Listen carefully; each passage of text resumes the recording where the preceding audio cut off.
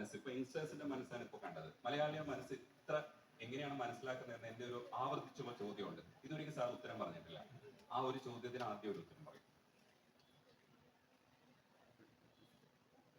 ഉത്തരം കിട്ടുന്ന ചോദ്യം അല്ല. അല്ല അല്ല നിങ്ങൾ മനസ്സിലാക്കേണ്ടത് എന്താണെന്ന് വെച്ചാൽ, ഞാൻ അവരുടെ മനസ്സിൽ I didn't try to capture their hearts, they have captured my heart. അതൊക്കെ, പക്ഷെ എത്രയോ ജന്മമായി എന്നുള്ളൊരു പാട്ട്, അത് ഞങ്ങളുടെ പാട്ടാണ്. എടുത്തോളൂ, അത് നിങ്ങളുടെ കയ്യിൽ തന്നതല്ലേ, അത് എല്ലാവർക്കും വേണ്ടി ചെയ്തതല്ലേ.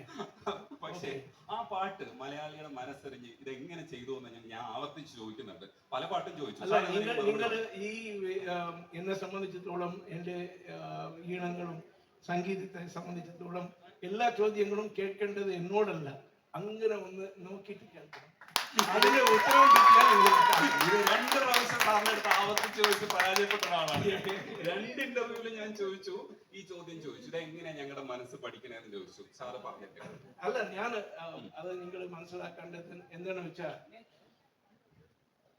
എനിക്ക് ചെയ്യാൻ കഴിയുന്നത് എന്താണെന്ന് വെച്ചാൽ, എനിക്ക് അറിഞ്ഞതും എനിക്ക് പിടിച്ചതുമാണ്. ഞാൻ സ്നേഹിക്കുന്നതും ഒത്തിരി പ്രേമിക്കുന്നതും അതാണ് ശൈലി, എൻ്റെ ഈണങ്ങൾ.